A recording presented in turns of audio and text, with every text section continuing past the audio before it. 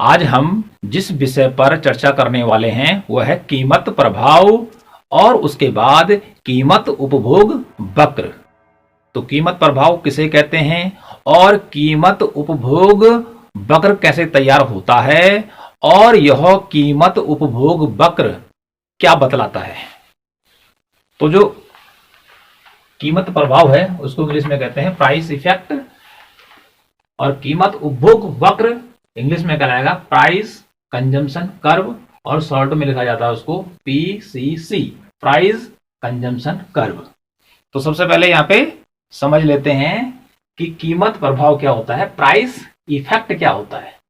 तो किसी वस्तु का मूल्य कम या ज्यादा होने के कारण उसकी क्रय या खरीदी जाने वाली मात्रा पर जो प्रभाव पड़ता है उसे कीमत या मूल्य प्रभाव कहते हैं। क्या कह रहा है परिभाषा? परिभाषा यह बतला रही है यदि किसी वस्तु का मूल्य कम होता है तो यदि मूल्य कम होगा तो वस्तु क्या हो जाएगी, सस्ती होगी। और सस्ती वस्तु को लोग क्या करते हैं, ज्यादा खरीदते हैं, उपभोक्ता ज्यादा खरीदेगा यदि उसकी पसंद की है तो। और यदि वस्तु का मूल्य क्या हो जाता है, बढ़ जाता है, तो वस्तु क्या होगी, महंगी हो जाएगी। और महंगी होने के कारण उपभोक्ता उसको कम क्रय करेगा। तो इस प्रकार से जो ये कीमत प्रभाव है ये क्या बतलाता है कि वस्तु की कीमत में कमी होने से या वस्तु की कीमत में वृद्धि होने से आदमी जो वस्तु को खरीद रहा है उसकी मात्रा पर क्या प्रभाव पड़ता है, मात्रा बढ़ती है या घटती है, इसकी व्याख्या करता है, इसके बारे में बतलाता है। इसको आगे हम और भी सरल भाषा में समझेंगे। तो कीमत प्रभाव को जानने के लिए कुछ शर्तों का होना बहुत जरूरी है जिसको स्थिर मान लिया जाता है। तो कौन कौन सी बातें हैं कि जो कि कीमत प्रभाव को जानने के लिए बहुत ही जरूरी है, ठीक है। तभी जाके हम कीमत उपभोग वक्र को तैयार कर सकते हैं और कीमत प्रभाव की सही ढंग से व्याख्या कर सकते हैं या उसके बारे में बतला सकते हैं या एक्सप्लेन कर सकते हैं। तो वो बातें कौन कौन सी, वो शर्तें हैं आय, कि व्यक्ति की जो आय है, जो व्यक्ति वस्तुओं को क्रय कर रहा है उपभोग करने के लिए उसकी आय स्थिर होनी चाहिए। माना कि उसकी आय है 2000 रुपया, तो 2000 रुपया ही रहेगी, न तो 3000 रुपया होगी न 1000 रुपया होगी, उसको स्थिर मान लिया जाता है। अगला रुचि, कि व्यक्ति कौन सी वस्तु खरीद रहा है उसकी रुचि को पहले ही मान लिया जाता है कि इसका इसमें इंटरेस्ट है, इसीलिए इसको क्या कर रहा, खरीद रहा है ज्यादा, या इंटरेस्ट कम है या रुचि कम है इसलिए कम खरीद रहा है। अगला अधिमान, कि जो उपभोक्ता है उसको हम क्या मान लेते हैं, रेशनल, विवेकशील मान लेता है कि उपभोक्ता बहुत बुद्धिजीवी होता है। अब हो ना हो, लेकिन अधिकांश जो उपभोक्ता हैं वो बुद्धिजीवी होते हैं और अपनी आय को सोच विचार कर विभिन्न प्रकार की वस्तुओं पर खर्च करते हैं जिससे कि उनको लाभ हो, जिसको हम संतुष्टि कहते हैं। तो अधिमान प्रीफरेंस के बारे में पता होता है उसको कि मुझे किस गुड्स को कितना कितना प्रीफरेंस देना है, अधिमान देना है मुझे, तो इसको भी स्थिर मान लिया जाता है। अगला यहां पर दो वस्तुओं की कीमत, अर्थात कीमत प्रभाव के अंतर्गत हम दो वस्तुओं को लेकर चलते हैं, दो वस्तुओं को ही हम यहां पर दर्शा सकते हैं कि कहां कहां पर उपभोक्ता संतुलन की अवस्था में ज्यादा होगा या फिर कम होगा। तो दो वस्तुओं की कीमत दी होगी जिसमें से एक वस्तु की कीमत बदलती है, उसकी कीमत घटती है या बढ़ती है, लेकिन दूसरी जो वस्तु होती है उसकी कीमत में कोई परिवर्तन नहीं होता है। जो कीमत मान ली जाती है पहले वो स्थिर बनी रहती है। ओके, तो इस प्रकार से जो ये चीजें हैं, आय है, रुचि है, अधिमान है, दो वस्तुओं की कीमत जिसमें एक वस्तु की कीमत बदलती है और एक की स्थिर रहती है, ये पहले मानकर चला जाता है कि उपभोक्ता इस प्रकार से इस पर खर्च करेगा और उसके बाद वह कहां कहां पर संतुलन की अवस्था में होगा, कहां पर उसको अधिक संतुष्टि मिलेगी, कहां पर उसको कम मिलेगी। तो पहले इन बातों का होना बहुत जरूरी है और यदि यह नहीं होंगी तो फिर जो उपभोक्ता के लिए हम कीमत उपभोग वक्र तैयार करेंगे तो फिर तैयार नहीं होगा। बार बार हमें क्या करना पड़ेगा कि उसके लिए अलग अलग वक्र तैयार करने पड़ेगा। यदि इनकम हम दिखा रहे हैं कि 2000 उसकी इनकम है, अर्थात उसकी आय है 2000 रुपया, उसका बजट है 2000 रुपया, तो 2000 पे ही चर्चा कर रहे हैं। अब पता चला कि एकदम से 3000 रुपया हो गया, फिर तो अगला बनाना पड़ेगा। तो फिर इस प्रकार से हम उसकी व्याख्या नहीं कर पाएंगे बार बार बदलने के कारण। इसलिए कोई भी सिद्धांत जो होता है वो कुछ मान्यताओं को लेकर चलता है। तो यहाँ पर भी ये कुछ मान्यताएं दे रखी हैं, शर्तें दे रखी हैं कि जब हम कीमत प्रभाव की चर्चा करते हैं तो संक्षेप में एक बार पुनः बता देते हैं कि कीमत प्रभाव क्या दिखलाता है कि यदि वस्तु की कीमत कम होती है तो सस्ती होने के कारण उपभोक्ता उस वस्तु को ज्यादा खरीदता है, और यदि वह वस्तु महंगी हो जाती है तो महंगी होने के कारण वो वस्तु कम खरीदेगा। ओके जी। तो इस प्रकार से कीमत और इधर खरीदी जाने वाली वस्तु के बीच जो संबंध होता है उसको बतलाता है कीमत प्रभाव। अब लेते हैं एक उदाहरण, अंगूर। अंगूर बहुत अच्छी चीज है। अंगूर को खाने से बड़ा स्वाद आता है, बड़ा इंटरेस्टिंग है, महंगा भी है। आजकल जो सीजन है, जब हम वीडियो रिकॉर्ड कर रहे हैं, जिस दिन अपलोड होगा उस डेट पे आप देखेंगे कि बाजार में अंगूर आजकल क्या है, क्योंकि सर्दियों का मौसम चल रहा है, जैकेट पहना हुआ है, तो अंगूर क्या है, महंगा चल रहा है। ठीक है, क्योंकि टेस्टी भी है और रसीला भी है। तो देखिए अंगूर की बात कर लेता हूं मैं कि माना कि एक आदमी अंगूर लेने गया मार्केट और 1 केजी का उसने दाम पूछा और वो था 200 रुपया। ओके, तो उसने 200 रुपये में 1 केजी अंगूर खरीद लिया। ओके, कुछ दिन बाद वो दोबारा गया, 2-4 दिन बाद जब अंगूर खत्म हो गया 1 किलो, दोबारा गया मार्केट में और दूसरी बात वही 1 केजी अंगूर उसको 100 रुपये में मिला। कितने मिला? 100 रुपये मिला। तो इसका अर्थ क्या हुआ कि कीमत में कमी आ गई। 200 रुपए की जगह अब अंगूर की जो कीमत है वो क्या हो गई, 100 रुपया हो गई। ओके, तो अब क्या होगा कि व्यक्ति जहां 200 रुपए अंगूर के लिए दुकानदार को दे रहा था, अब वह 1 किलो के लिए 100 रुपए देगा। तो उसको कितने पैसों की बचत हो रही है, कितना फायदा हो रहा है उसको, कि 200 में से 1 घटा देंगे, तो इस प्रकार से उसको 100 रुपए का फायदा हो रहा है। ठीक है, इनकम नहीं बढ़ी उसकी, ये फायदा कहां से हो रहा है, कीमत में कमी से। तो अब क्या करेगा वह, इस 100 रुपये से भी वह अब क्या कर सकता है, 1 किलो की जगह अब वह 2 किलो अंगूर खरीद सकता है। क्यों खरीद सकता है, क्योंकि इसका प्राइस कम हो गया है। तो कितनी अच्छी बात है कि पहले उसको 200 रुपए 1 किलो मिल रहा था, अब उसको अंगूर जो कि बहुत ही टेस्टी है, अब उसको कीमत 100 रुपए होने पर अब वो क्या करेगा, 100 रुपए की बचत हो रही है तो उसको बचाएगा नहीं, उससे वो अंगूर खरीदेगा, ऐसा मान लिया जाता है। तो जिससे क्या होगी, अंगूर की डिमांड बढ़ जाएगी। ओके, सस्ता होने के कारण। तो इस प्रकार से जहां वो 1 किलो खरीद रहा था, अब वह कीमत घटने के कारण 100 रुपए में 2 किलो खरीदेगा। ओके, क्योंकि यहां पर उसको 100 रुपए की बचत हो रही है, पहले 200 रुपए में और उसके बाद 100 रुपए में, तो 200 में से 100 घटा दिए, 100 रुपए बच गए। तो इस प्रकार से ये 100 रुपए की जो बचत हुई, जिसे कहते हैं वास्तविक आय, इसे रियल इनकम कहते हैं। ठीक है, रियल इनकम कब मिलती है व्यक्ति को, उपभोक्ता को, जब बाजार में वह किसी वस्तु को पहले महंगे दाम पे खरीदता है और उसके बाद जब दोबारा जाता है और सस्ते में मिलती है, तो उन दोनों के बीच का जो अंतर होता है, जो उसको बचत प्राप्त होती है, उसे कहते हैं रियल इनकम। बाहर से एक्स्ट्रा इनकम नहीं आती है, केवल कीमत में कमी का ही उसे फायदा मिलता है। तो कीमत कम होगी तो क्या होगा, वास्तविक आय बढ़ेगी, और कीमत बढ़ेगी तो वास्तविक आय घटेगी। इसी बात को अब एक उदाहरण के द्वारा समझ लेते हैं और भी अच्छी तरीके से। देखिए यहां पर जब हम कीमत उपभोग वक्र या हम कीमत प्रभाव की बात कर रहे हैं, तो यहां पर 2 वस्तुओं की बात की जाती है कि व्यक्ति 2 वस्तुओं का उपभोग करता है, 2 वस्तुओं को खरीदता है वो। ठीक है, तो इसलिए मैंने यहां पे लिखा दी एक्स गुड्स, उसका प्राइस है 15 रुपया। ठीक है, और जो वाई गुड्स है उसका प्राइस है, पी फॉर प्राइस लिखा हुआ है, और वो है 10 रुपया। ओके, अब देखिए जब एक्स गुड्स का दाम 15 रुपया है, ओके, तो उस समय वह उस गुड्स की 4 यूनिट खरीद रहा है, तो कितना, 15 चौकू 60 रुपए उसके यहाँ एक्स गुड पे खर्च हो जाएंगे।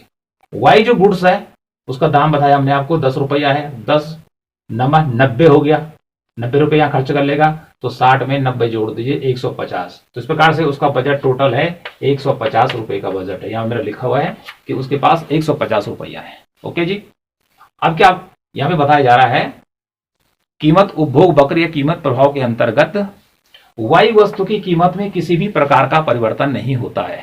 माना यहां 10 मान लिया गया है तो कीमत इसकी 10 ही रहेगी, केवल एक्स गुड्स की क्या होगी, कीमत घटेगी। अब देखिए एक्स गुड्स की कीमत घटी, कितनी होगी, 15 से घटकर 10 हो गई। ओके, तो जहां वह 15 रुपए में 4 वस्तुएं खरीद रहा था, अब वो 10 रुपए में 8 खरीदेगा तो 80 रुपए यहां खर्च करेगा। ओके जी, अगला का मूल्य बिल्कुल स्थिर है, 10 ही रुपए रहेगा। 7 गुड्स खरीदे वाई की, 70 रुपए यहां खर्च कर देगा। तो 8 और 7 15 150 रुपए उसके क्या हो गए, खत्म हो गए। एक्स गुड्स का दाम 10 रुपए से घटकर 5 रुपए हो जाता है और घट रहा है, तो अब क्या करेगा वो, 8 वस्तु की जगह अब वो 20 वस्तुओं को परचेज कर सकता है। कीमत घटने के कारण उसको लाभ किसका मिल रहा है, कीमत घटने का लाभ उसको मिल रहा है। तो अब वह 100 रुपए यहां खर्च कर देगा, 20 वस्तुएं ले लेगा। और यहां एक्स की गुड्स की मात्रा यहां लगातार घट रही है, 5 खरीदेगा, पहले 7 खरीद रहा था, पहले 9 खरीद रहा था, फिर 7 आया, फिर 5 आया, तो 50 रुपए यहां खर्च हो जाएंगे। 100 रुपए यहां जोड़ दीजिए, 50 यहां जोड़ दीजिए, 150 हो गया। ओके जी, प्राइस और गिरा एक्स वस्तु का, अर्थात प्राइस जो गिरेगा कम होगा वो केवल एक्स वस्तु का होगा। वाई वस्तु का प्राइस वही कांस्टेंट रहेगा। जैसे इसका प्राइस 15 है तो हमने यहाँ 10 रखा, तो यहाँ 10 10 10 ही रहेगा, लेकिन इसका प्राइस नीचे डिक्रीज हो रहा है, जिससे कि एक्स गुड्स की मात्रा पहले 4 थी, प्राइस कम हुआ, उसने 8 खरीदना शुरू कर दिया, फिर 5 रुपए हुए उसने 20 खरीदना शुरू कर दिया, और 2 रुपए पर उसने 60 खरीदना शुरू कर दिया। ओके, तो इस प्रकार से एक्स गुड्स क्या हो रही है, लगातार सस्ती हो रही है, इसलिए वह इसको ज्यादा क्रय कर रहा है। लेकिन जो वाई गुड्स है उसकी कीमत स्थिर है, तो इसमें देखेंगे आप कि पहले 9 था, 9 से घटकर उसने 7 कर दिया, जबकि यहां उसको बढ़ा रहा है, तो ये ज्यादा बढ़ता है कीमत घटने से एक्स गुड्स। लेकिन वाई की कीमत कांस्टेंट रहने के कारण इसमें जो परिवर्तन होता है वो मामूली होता है। तो इस प्रकार से अब यहां पे भी समझ लेते हैं कि यहां पर कीमत कम होने से क्या हो रहा है कि व्यक्ति ज्यादा वस्तुओं को खरीद रहा है।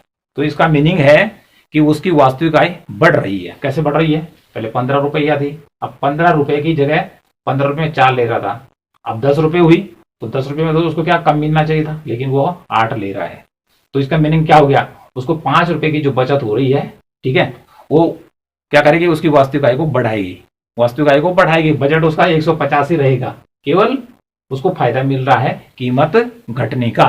तो ऐसे में हमारी जो बजट लाइनें बनेंगी, अभी आपको बताएंगे कि बजट लाइनें कई बनेंगी, ठीक है, कई बजट लाइनें बनेंगी जो कि शिफ्ट होती चली जाएंगी। शिफ्ट कैसे होंगी कि इसके लिए डिमांड बढ़ रही है, पहले यहां पे थी, ठीक है, इधर इसकी वस्तु की देखे आप हार्ड स्थिति हो गई, तो इसका अगला बजट लाइन बनेगी, इसकी फिर अगली बजट लाइन बनेगी, फिर इसकी अगली बजट लाइन बनेगी, ठीक है। लेकिन इसका प्राइस क्या है, स्थिर है, ठीक है।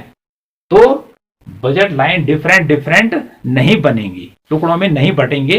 तो अभी हम इसको आगे जानेंगे कि किस प्रकार से, अभी ये तो मैंने आपको उदाहरण के द्वारा बताया टेबल पे, लेकिन यहां पर हम दिखाएंगे उसको अनधिमान वक्र की सहायता से कि उपभोक्ता कहां पर संतुलन की अवस्था में होगा।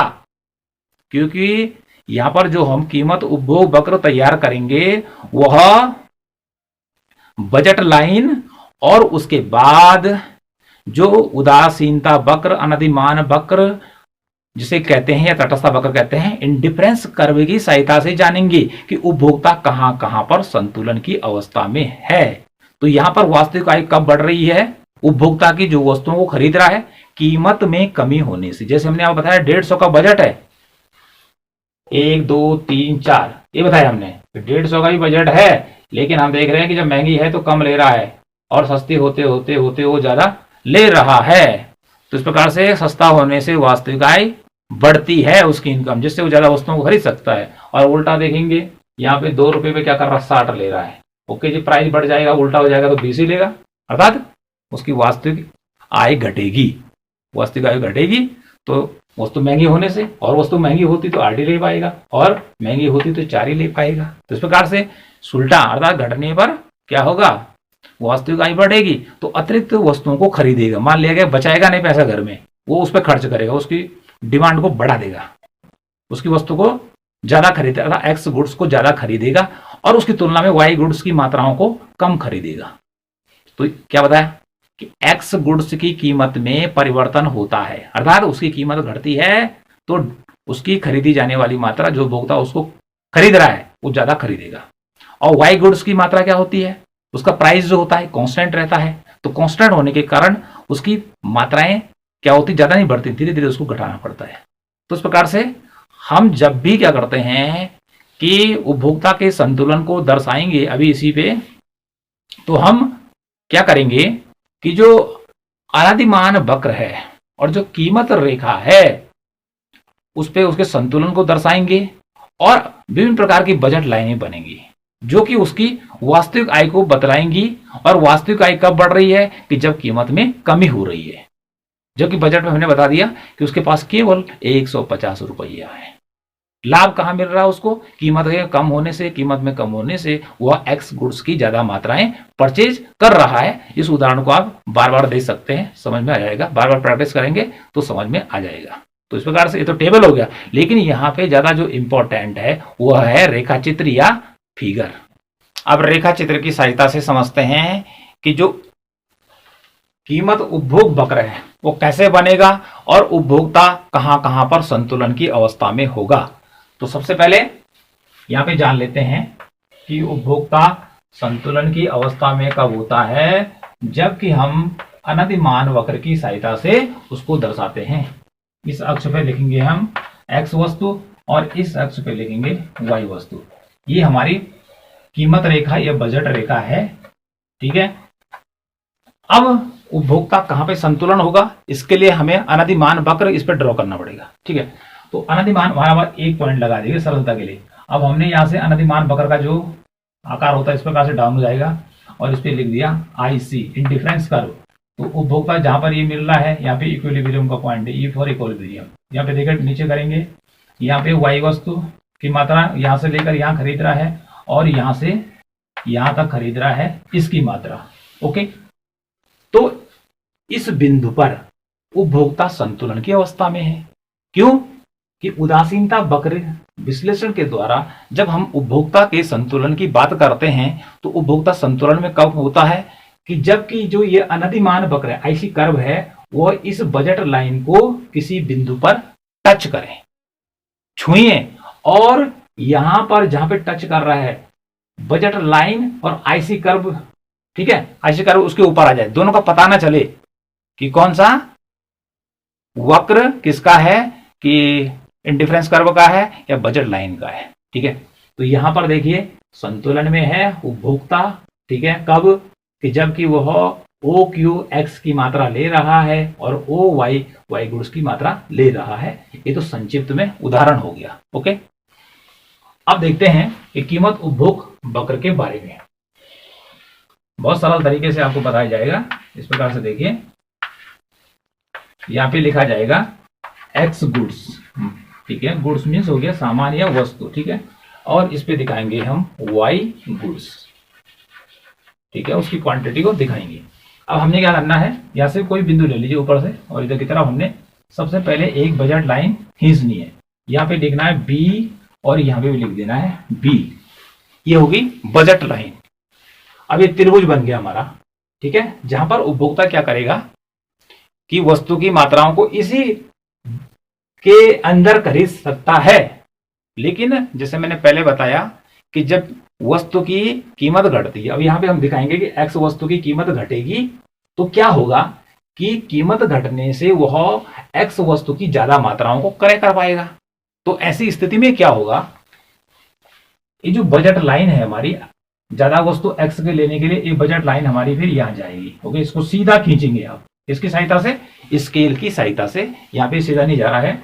फिर यहां से यदि और सस्ती होती है कौन, X गुड्स, तो इस प्रकार से हमारे जो ये वाला बजट लाइन है, तो यदि वस्तु सस्ती होगी तो ज्यादा वस्तु करेगा, तो वास्तविक आय बढ़ेगी, तो बजट लाइन इधर शिफ्ट होगी दाएं हाथ की तरफ, ठीक है, और उसके बाद फिर इधर को शिफ्ट होगी। तो यहाँ पे लिख देंगे जैसे B, इसका नाम लेंगे B1 और इसका नाम हो जाएगा B2। अब बात आती है कि ये रेखाएं कितनी खींची जाए, तो ठीक है, 3 में ही हमारा क्या चल जाएगा, काम चल जाएगा।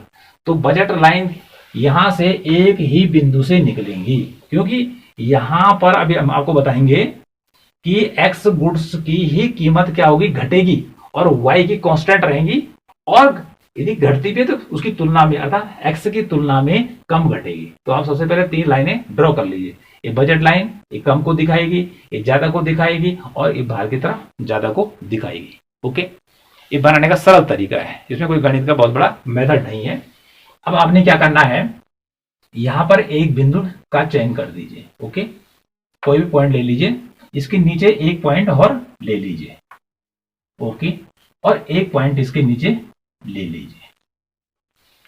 ओके, अब ये जो बजट लाइन है, जैसे मैंने यहां पे कहा कि ये इंडिफरेंस कर्व जहां पर बजट लाइन को टच करेगा वहां पर उपभोक्ता पहली अवस्था में संतुलन की अवस्था में होगा। अब हमने क्या करना है, यहां से एक इंडिफरेंस कर्व लेना है, ठीक है, और इस पॉइंट पे इसको क्या करना है, इस वाले पे यहां पे इसको टच कराना है, और ये हो गया हमारा आईसी कर्व फर्स्ट। ओके, इतना तो काम कर लेंगे आप। उसके बाद इसको यहां मिलाइए और इसको यहां मिलाइए। ओके, यहाँ पे लिख दीजिए क्यू और क्वांटिटी। ओके जी, और यहाँ पे वायु वस्तु की मात्रा दिखाई जा रही है।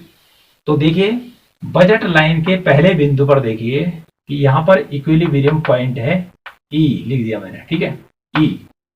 तो जब यहाँ पर उपभोक्ता पहले संतुलन की अवस्था पे है, जब बजट लाइन बी और बी है, यहाँ पर आईसी कर्व इसको टच कर रहा है, तो उस समय व्यक्ति एक्स गुड्स की ओ क्यू मात्रा इतनी मात्रा खरीद रहा है, जबकि एक्स की इतनी मात्रा खरीद रहा है।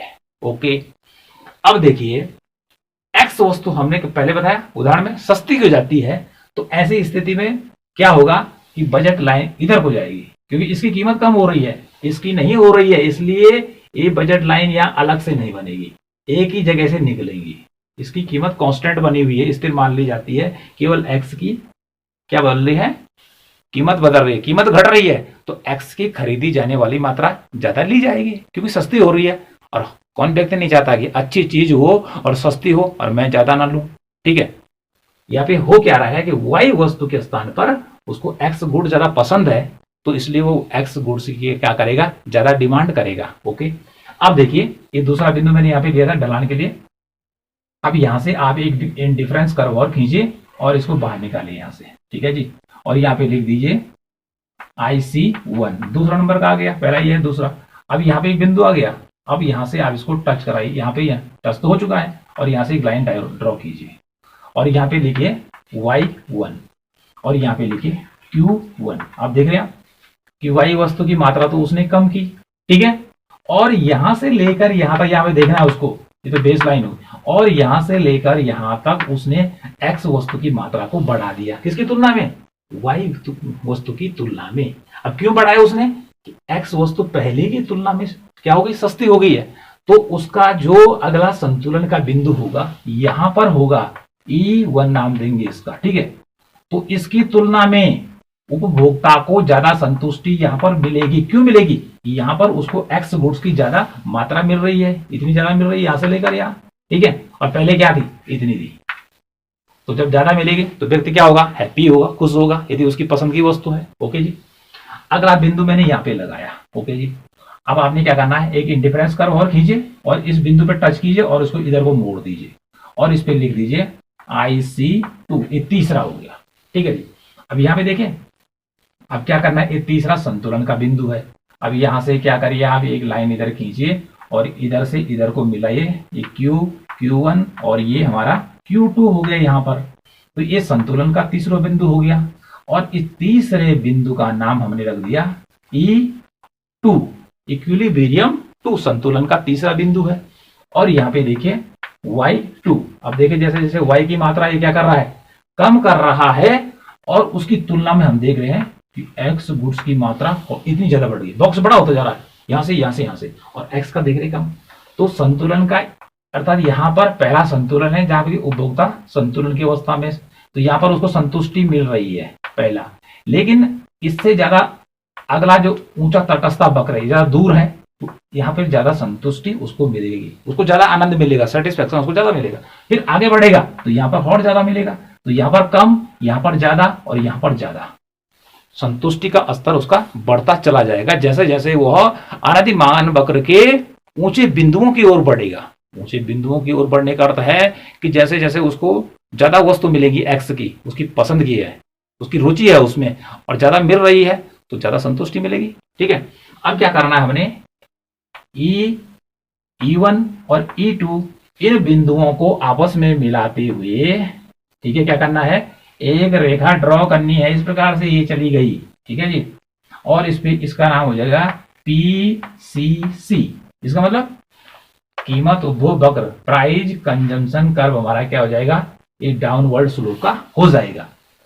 ठीक है, ये नीचे की ओर झुक रहा है। क्यों झुक रहा है, इसलिए झुक रहा है कि एक्स वस्तु की कीमत घट रही है और ज्यादा मात्रा ले रहा है। ओके, तो इस प्रकार से ये जो वक्र है पहला वाला, ये है प्रतिस्थापन वस्तुओं का रेखा चित्र। प्रतिस्थापन वस्तुएं जो एक दूसरे के स्थान पर यूज की जाती है। मैं दाल का ले लेता हूं, जैसे यहाँ पे अरहर, दालें तो खानी है, और ये हो गया राजमा। ठीक है, एक्स की जगह मैंने लिख दिया राजमा। अब मैं क्या कर रहा हूं, मुझे अरहर नहीं चाहिए तो मैं अरहर कम कर रहा हूं, और राजमा सस्ती हो गई है तो राजमा में लगातार उसकी मात्राओं को बढ़ाता जा रहा हूं और इसकी मात्राओं को घटाता जा रहा हूं। तो इसलिए जो कर्व है डाउन स्लोप का है। ठीक है, और प्रतिस्थापन वस्तुओं के संबंध में मांग की जो आड़ी लोच होती है वो धनात्मक होती है। अर्थात यदि एक वस्तु क्या हो जाती है, महंगी हो जाती है, और दूसरी सस्ती हो जाती है, तो व्यक्ति क्या करता है, उस वस्तु के स्थान पर, अर्थात महंगी वस्तु के स्थान पर सस्ती वस्तु को ले लेता है। जैसे अरहर और राजमा, ये क्या प्रतिस्थापन वस्तुएं हैं। ठीक है, अब चाहे अरहर खाओ चाहे राजमा। अब अगर आपको राजमा पसंद है, इसको हो सकता है कि इसका प्राइस अप है, इसका डाउन हो गया, तो अब राजमा की ज्यादा डिमांड करेंगे। तो इस प्रकार से हमारा पहला कर्व क्या बन गया, PCC। तो ये क्या बता रहा है PCC कर्व, कीमत उपभोग वक्र, कि यदि व्यक्ति एक संतुलन के बिंदु से अगले अनिर्माण वक्र पर पहुंचता है तो उसको ज्यादा संतुष्टि मिलती है, फिर ज्यादा संतुष्टि मिलती है। संतुष्टि क्यों मिल रही है उसको, क्योंकि उसको ज्यादा राजमा मिल रही है, या एक्स गुड्स की ज्यादा मात्राएं उसको मिल रही हैं। तो जब ज्यादा मिल रहा है तो बहुत अच्छी बात है। कौन नहीं चाहता है कम प्राइस में और उसकी मनपसंद की बात मिले। ठीक है, तो इस प्रकार से नीचे की तरफ डाउनवर्ड स्लोप का एक PCC कर्व हो गया। ओके, अब ऐसा नहीं है कि कीमत उपभोग वक्र का एक ही रेखा चित्र बनेगा, अभी और भी बनेगा। अगला रेखा चित्र देखते हैं हम यहीं पे। यहाँ पे देखिए ये दूसरा है। ठीक है, वही लिखना है, अब जल्दी से करूंगा। यहाँ पे एक्स वस्तु दिखाई जाएगी।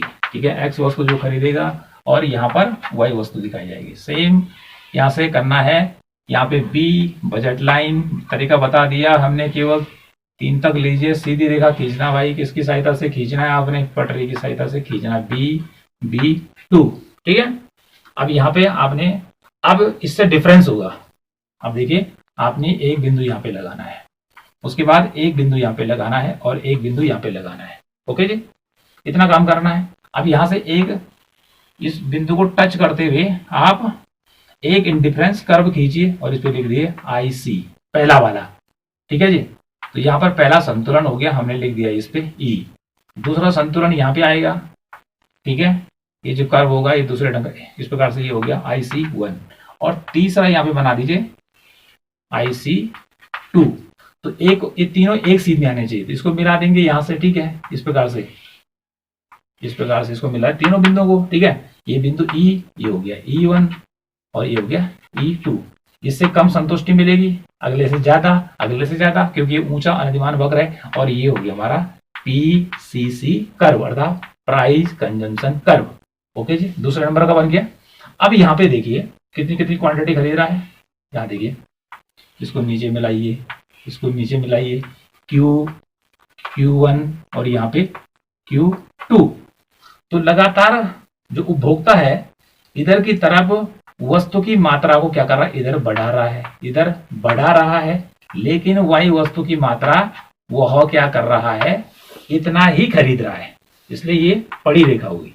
ठीक है, और उसके बाद एक्स वस्तु की मात्रा को वो लगातार बढ़ता चला जा रहा है, बढ़ाता चला जा रहा है। तो यहाँ पर उसको संतुष्टि कम मिल रही है, लेकिन जैसे ही आगे बढ़ा तो संतुष्टि को ज्यादा मिला, क्योंकि वह एक्स गुड्स की ज्यादा मात्रा ले रहा है, फिर ज्यादा ले रहा है। तो जैसे जैसे व्यक्ति ऊंचे अनधिमान वक्र की ओर चलेगा, अर्थात इधर से इधर की ओर चलेगा, तो उसका संतुष्टि का स्तर ज्यादा होगा। अब पीछे की तरफ चलेगा तो घटेगा। तो ये जो रेखा चित्र है यहाँ पे देखिए, यहाँ से लेकर वाई वस्तु उसको बहुत जरूरी है, इसलिए वो रख रहा है। और मैंने यहाँ पे रख दिया नजर का चश्मा। ठीक है, और यहाँ पे मैंने रख दिया चावल। इस प्रकार से चावल और राजमा का आपस में कोई संबंध नहीं है, अर्थात इसकी कीमत घटे या बढ़े चावल पे कोई प्रभाव नहीं पड़ने वाला है। तो जब प्रभाव नहीं पड़ने वाला है तो ऐसी स्थिति में जो ये पीसीसी कर्व ये बतला रहा है कि ये दोनों वस्तुएं जो हैं चावल और चश्मा असंबंधित वस्तुएं हैं, इनका आपस में कोई रिलेशन नहीं है। तो यहां पर ऐसी स्थिति में मांग की जो आड़ी लोच होगी, मांग की आड़ी लोच हो जाएगी कितनी, 0, कि जहां पर किसी का संबंध नहीं है तो वहां पे तो 0 होता है। दो आदमियों के बीच यदि कोई संबंध नहीं है हमारा तो क्या रिलेशन होगा, 0 होगा। ओके जी। और यहां पर हमने कहा यहां पर मांग की जो आड़ी लोच होगी वो होगी धनात्मक। कैसी होगी, धनात्मक होगी। तो इस प्रकार से ये वाला रेखा चित्र हमने बताया आपको किस चीज का, ये प्रतिस्थापन वस्तुओं का, प्रतिस्थापन वस्तुओं का। ठीक है, दो वस्तुएं इसलिए प्रतिस्थापन वस्तुओं का हो गया। ये वाला जो रेखा चित्र है ये है आपका असंबंधित वस्तुओं का, जिनका आपस में कोई लेना देना नहीं है। एक ही कीमत में यदि परिवर्तन हो चश्मे की कीमत का और चावल पे कोई असर नहीं पड़ने वाला है। ओके जी। तो इस प्रकार से ये हमारे दो रेखा चित्र अभी तक तैयार हो चुके हैं। एक में तो डाउन जा रहा है पीसीसी कर्व, एक में सीधे हॉरिजेंटल जा रहा है, बिल्कुल इसी के समांतर चला जा रहा है। अब तीसरे नंबर का पीसीसी कर्व लेते हैं, कीमत उपभोग वक्र। तो उसके लिए ये रेखा चित्र यहाँ पे तैयार हो गया है। पहली बजट लाइन जैसे हमने कहा बीबी होगी, उसकी वास्तविक इनकम बढ़ती है तो क्या होगा, बी से B1 हो जाएगी, उसके बाद B2 हो जाएगी। तो 1 2 3 ये रेखाएं कितनी हो सकती है, कम से कम 3 या 4 आप बना सकते हैं। ठीक है, केवल हमने उदाहरण के द्वारा बताना है कि इस प्रकार से इसको हम समझा सकते हैं। ऐसा नहीं कि आपने 10 15 25 खींच दी, इतना करने की आवश्यकता नहीं है। अब यहाँ पे देखिए सरलता के लिए मैंने क्या कर दिया, यहाँ पे क्या होगा, एक बिंदु यहाँ पे लगाइए आप, एक यहाँ पे लगाइए, एक यहाँ पे लगाइए। ओके जी। अब इस बिंदु पर हमने क्या कहा, इंडिफरेंस कर्व खींचना, क्योंकि बजट लाइन है, इसको प्राइस लाइन भी कहते हैं। तो यहाँ पर इस प्रकार से ये खींच गया आपका। ठीक है जी, यहाँ पे लिख दीजिए IC इस प्रकार से, एक और खींचिए यहाँ से दूसरे पे। ठीक है, ये हो गया हमारा IC1 और एक यहाँ पे खींच दीजिए। ठीक है, कोई मोड़ने में दिक्कत तो है नहीं, एक IC2। अब ऐसा क्यों बतला रहा हूं मैं कि ये जो IC कर्व है इसको प्राइस लाइन को या बजट लाइन को अगर टच करेगा तो ये संतुलन का बिंदु होगा। ठीक है, अब इसको यहाँ से ये रेखा नीचे खींच दीजिए जो यहाँ पे क्वांटिटी को बतलाएगी कि ये वाई की, कि जब यहाँ पर उपभोक्ता पहले अनधिमान वक्र पर संतुलन की अवस्था में है तो वो एक्स गुड्स की कितनी क्वांटिटी खरीद रहा है OQ, और वाई गुड्स की इतनी खरीद रहा है। ठीक है, इस प्रकार से बॉक्स तैयार हो गया। अब क्या होता है, एक्स गुड्स की कीमत गिरती है तो बजट लाइन इधर की तरफ शिफ्ट होगी। इस यहाँ से अलग बजट लाइन नहीं बनेगी, ऐसी नहीं बनेगी कि आपकी बजट लाइन एक चली गई फिर एक चली गई, ऐसे पृथक नहीं होगी। इसकी कीमत क्या है, स्थिर है और केवल एक्स की कीमत ही बदल रही है। चारों रेखा चित्र में वाई की जो कीमत है वो स्थिर है और एक्स की कीमत घट रही है, जिससे कि उपभोक्ता का संतुलन का स्तर लगातार बढ़ता चला जा रहा है। ओके जी। अब देखिए एक संतुलन का बिंदु ये है, दूसरा अनधिमान वक्र पर। ठीक है, यहाँ पे इसको मिलाइए और यहाँ पे देखिए इसको कर दीजिए Q1। ठीक है, इसको कर दीजिए Y1। अब देखिए यहाँ पे एक संतुलन का बिंदु ये हो गया और एक संतुलन का बिंदु यहाँ पे मिला देते हैं। ठीक है जी, और यहाँ पे लिख लेते हैं Q1 और ये हो गया Q2। आप सही कर लेंगे इसको। ओके जी। अब देखिए ये हो गया आपका E, ये हो गया E1 और ये हो गया E2। तो अब देखिए यहां पर उपभोक्ता क्या कर रहा है कि एक्स वस्तु की कीमत में कमी हो रही है, इसलिए उसकी बचत लाइन इधर को खिसक रही है। तो वो क्या देख रहा है कि वह अब एक्स की मात्रा को बढ़ाने के साथ साथ वाई की मात्रा को भी बढ़ा रहा। आप देख रहे हैं कि वाई की मात्रा को बढ़ा रहा है। ठीक है, इधर एक्स की मात्रा को बढ़ा रहा है, इधर वाई की मात्रा को बढ़ा रहा है, लेकिन कीमत किसकी चेंज हो रही है, ज्यादा चेंज इसकी हो रही इसकी। इधर देखिए इधर को बढ़ रहा है और वाई गुड्स ऊपर की ओर बढ़ रहा है, अर्थात वो समान मात्रा में दोनों की मात्राओं को बढ़ा रहा है, खरीद रहा है वो। ठीक है, उसको दोनों की जरूरत है। तो अब इस प्रकार से 1 2 3 इन 3 वक्रों को आपस मिलाइए इस प्रकार से, और यहां पर हमारा ये हो गया PCC, अर्थात ये हमारी जो लाइन हो गई, ये कीमत उपभोग वक्र या मूल्य उपभोग वक्र हमारा तैयार हो गया, ऊपर को जा रहा है। तो जैसे जैसे एक्स गुड्स की कीमत गिर रही है, बजट लाइन ठीक है दाईं तरफ शिफ्ट हो रही है, तो वह अब क्या कर रहा है, वाई की भी और एक्स की भी मात्रा को बढ़ा रहा है, इसलिए इसका स्लोप नीचे से ऊपर का चला गया। तो इस प्रकार की वस्तुओं का जो वक्र होगा वो कौन सी वस्तुएं होती हैं, वो पूरक वस्तुएं कहलाती हैं। पूरक वस्तुएं कैसे होती हैं कि जो एक दूसरे के साथ प्रयोग की जाती है। मैंने यहाँ पे लिख दिया गाड़ी वाई, और गाड़ी के चलाना है भाई तो पेट्रोल भी चाहिए, ठीक है। तो ठीक है, ये क्या कर रहा है, पेट्रोल की भी डिमांड बढ़ा रहा है, क्यों गाड़ी चलाए तो गाड़ी की भी डिमांड बढ़ा रहा है, ठीक है। तो इसलिए इस दोनों को बढ़ाने का काम कर रहा है, इसलिए पीसीसी कर्व जो हमारा तीसरे नंबर का ये ऊपर को चला जा रहा है। तो ये हमारा तीसरे नंबर का पीसीसी कर्व, या हिंदी में कहेंगे इसको कीमत उपभोग वक्र या मूल्य उपभोग वक्र। इस प्रकार का भी हो सकता है कीमत उपभोग वक्र। अब ऐसा बात नहीं कि यहीं पे समाप्त हो गया, अगला भी देख लेते हैं। अगला कैसा होगा, यहाँ पे देखिए इस प्रकार से ये वैसे ध्यान रखना है, इस पे एक्स वस्तु दिखानी है और इस पे वाई वस्तु दिखानी है सांकेतिक रूप में। ओके जी, अब हमने वही बजट रेखा सस्ती होने के कारण तीन बना दीजिए, आप सीधा खींचना भाई, इसको ध्यान रखना। ये हो गया बी, ये हो गया B1, ये हो गया B2। ओके जी, अब क्या करना है, यहाँ पे हमें सरलता के लिए बता रहा हूँ, बाद में समझा भी रहा हूँ कि एक पॉइंट यहाँ पे लगाइए आप, ठीक है जी, एक पॉइंट यहाँ पे लगाइए और एक पॉइंट यहाँ पे लगाइए, ठीक है जी। अब क्या करना है, ये पॉइंट हम क्यों लगा रहे हैं अभी समझा देंगे आपको। यहां से एक इंडिफरेंस कर्व ले लीजिए और यहां पर इसको टच करिए और इस पे लिख दिए IC, ठीक है। एक क्या करिए कि यहां से, क्योंकि उसको एक यहां से लीजिए और यहां पर इसको टच करिए और ये हो जाएगा IC1, और एक बिंदु मैंने यहाँ पे लिया और इसको करिए ऐसा और ये हो जाएगा IC2, यहाँ पे मिला दीजिए, क्या दिक्कत है इसमें। ओके जी, इस प्रकार से। तो हमने कितने बिंदु ले लिए, 1, 2 और ये 3, ठीक है जी। ये हो गया E इक्विलिब्रियम पहला, दूसरा E1 और तीसरा EA, ठीक है। तो यहां पर देखिए कितनी गुड्स खरीद रहा है, एक्स की खरीद रहा है इतना, और वाई की खरीद रहा है यहां से लेकर यहां और यहां तक यहां। अब क्या होता है कि एक्स का मूल्य कम होता है तो बजट लाइन इधर जाएगी, बजट वास्तविक आय बढ़ रही है उसकी, तो अब इस पॉइंट को आप यहां मिलाइए। ओके जी, और उसके बाद यहां से एक लाइन और ड्रॉ कीजिए, यहाँ पे लिख दीजिए Y1, ठीक है, और ये यहीं रहेगा अभी क्योंकि सीधा जा रहा है, और उसके बाद इसको यहां मिलाइए और इसको ऐसा कर दीजिए, ठीक है। ये किस प्रकार से जा रहा है, यूं करके जा रहा है और इस प्रकार से ये पीछे की ओर मुड़ रहा है, इसे कहेंगे पीसीसी कर्व। तो इसका मीनिंग क्या हुआ, यहाँ पे देख लेते हैं Y2, ठीक है, और इसको नीचे करेंगे तो ये हो गया Q1।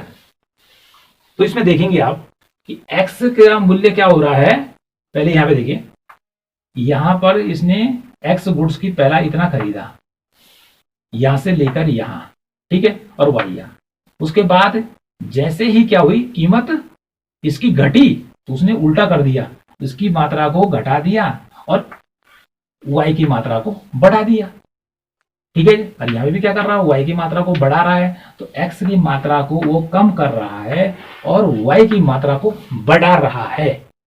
तो इसका मीनिंग क्या हुआ, x वस्तु तो सस्ती हो गई और जो y गुड्स है वो महंगी हो रही है। तो ऐसा जो मुड़ता हुआ कर्व होगा तो ये होगा गिफिन गुड्स का, गिफिन वस्तुओं का। अब गिफिन वस्तुएं क्या होती हैं, गिफिन वस्तुएं क्या होती हैं, वो कि जब जैसे जैसे कीमत बढ़ती है किसी वस्तु की तो उसकी मांग भी बढ़ती है, तो कुछ ज्यादा लोग क्रय करते हैं, और जैसे जैसे उसकी कीमत घटती है तो उसकी डिमांड या क्रय किए जाने वाली मात्रा भी घटती है। कि जैसे यहाँ पे दिखा रहे हैं कि एक्स वस्तु की कीमत तो घट रही है लेकिन व्यक्ति उसको पीछे कर रहा है, ठीक है, इसने यहाँ घटा दिया, यहाँ पे तो ऊपर चला गया सीधे, और यहाँ पर उसने उसकी मात्रा को कम कर दिया। इसकी जगह हम यदि एक और बजट लाइन खींचते तो और पीछे आता हो तो एक्स की डिमांड लगातार घटाता चला जाता।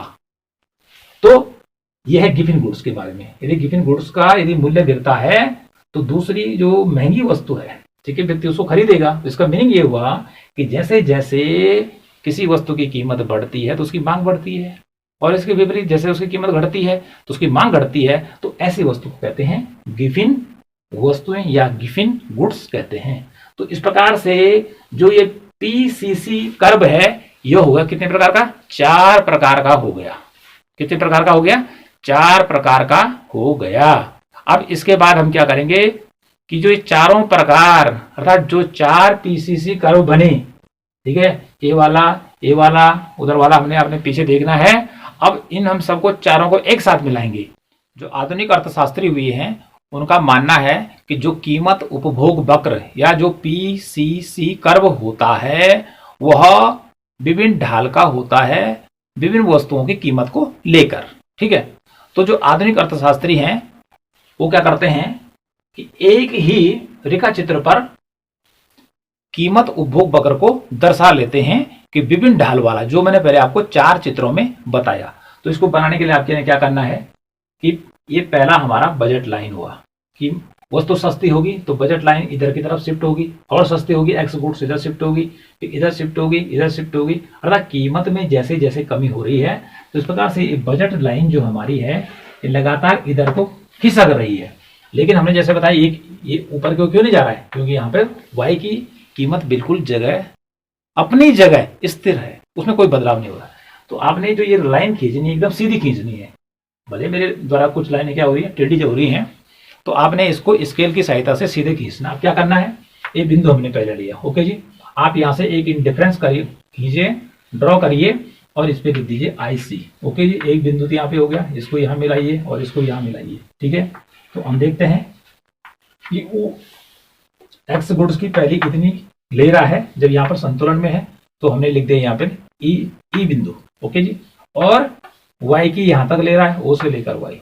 अगला देखिए कि एक्स से कीमत गिरी और इधर शिफ्ट हो गया बजट लाइन, ठीक है। दूसरे नंबर पे यहाँ से एक लाइन और खींचिए और इस प्रकार से यहाँ पे कर दीजिए, इसको कर दीजिए IC1, ठीक है। ये दूसरा बिंदु हो गया। यहाँ से इसको लाइन को यहाँ मिलाइए और इसको नीचे खींचिए, इस पे देखिए Y1 हो जाएगा कि ये नीचे को घट रहा है और ये Q1 ये इधर को बढ़ रहा है क्योंकि इसकी कीमत में कमी आ चुकी है, ठीक है जी। अब अगला देखिए, यहाँ पे फिर कीमत कम हुई एक्स की ज्यादा मात्राएं लेगा तो एक पॉइंट यहाँ पे लगा लीजिए सरलता के लिए, और यहाँ से एक इंडिफरेंस कर्व और खींचिए और यहाँ से यहाँ पे मिलाना बहुत जरूरी है इसको IC2। यहाँ पे संतुलन का अगला बिंदु होगा, यहाँ पे कर दीजिए, यहाँ से नीचे कर दीजिए Q1 और इसको कर दीजिए Q2 नाम देना है और इसका नाम हो गया Y2। अब इस प्रकार से देखिए Y की मात्रा को घटा रहा है और X की मात्रा को बढ़ा रहा है क्योंकि वो सस्ती हो चुकी है, इसलिए यहाँ तक तो ये A हो गया, A हो गया, A हो गया, ठीक है। अब इसके बाद देखिए अगला बिंदु यहाँ पर इस प्रकार से लेंगे, जो हमने ये दिखाना है कि यहाँ पर जो वक्र होता है वो सीधा हो जाता है, जो हमने रेखा चित्र में देखा था। तो यहाँ के लिए हमें एक इंडिफरेंस कर्व और लेना है और बजट लाइन पे इसको टच कराना है। तो यहाँ पर जो हमारा संतुलन का बिंदु होगा इसका और इसका हम क्या करेंगे, एक ही लाइन में खींचेंगे और यहाँ पे ये सीधा हो जाएगा, ठीक है। तो इस प्रकार से यहाँ पे Y2 की मात्रा रहेगी और यहाँ से हम नीचे की तरफ यहाँ से नीचे खींचा तो ये यहाँ पर Q3 हो गया, अर्थात X की डिमांड उसने बढ़ा दी, ओके जी। उसके बाद अगले अनतिमान वक्र पर चलता हो, ठीक है। इस पॉइंट को थोड़ा इधर लगा लेते हैं, ओके। फिर यहाँ से एक अनतिमान वक्र खींचिए, यहाँ से ड्रॉ कीजिए और इसको बाहर निकाल दीजिए, कोई दिक्कत नहीं। ये 3 हो गया, ये 4 हो जाएगा, ठीक है। इसने यहाँ पर टच किया इसको, ठीक है। अब देखिए यहाँ तो बढ़ा, ओके, ये Q4 हो गया, Y3, ओके। अब अगला देखिए, अब हम एक क्या करेंगे, इस बिंदु को थोड़ा सा इधर ले लेते हैं, ये मुड़ेगा और यहाँ से एक इंडिफरेंस कर्व यहाँ से लेंगे, टच कराना है यहाँ पे और इसको यहाँ मिलाइए, ठीक है, और इसको यहाँ मिलाइए तो ये Q5 हो जाएगा और ये हो जाएगा Y3 और Y4, 1 2 3 4 हो गया, ठीक है।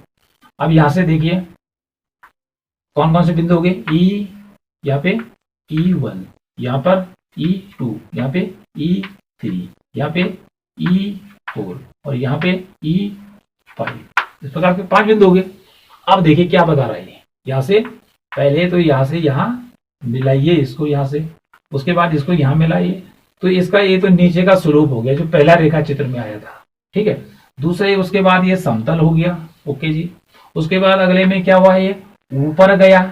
ठीक है, और उसके बाद ये पीछे की ओर मुड़ेगा इस प्रकार से, और ये हमारा PCC कर्व तैयार हो गया, जो कि वास्तविक कीमत उपभोग वक्र माना जाता है। किसके अनुसार? आधुनिक अर्थशास्त्री के अनुसार। यहां पर जो ये वक्र बतला रहा है कि पहले क्या होता है कि जैसे जैसे वक्र नीचे आ रहा है तो एक्स वस्तु की मात्रा बढ़ती है, पहला वाला रेखा चित्र। दूसरे में एक्स गुड्स की मात्रा बढ़ती है और वाई की स्थिर रह जाती है। तीसरी अवस्था में पूरक वस्तु दोनों वस्तुओं की मात्राएं बढ़ती हैं, और चौथे में गिफिन गुड्स के मामले में ये वक्र थोड़ा पीछे हो जाता है। एक्स वस्तु आदमी कम लेता है और वाई को ज्यादा खरीदना शुरू कर देता है।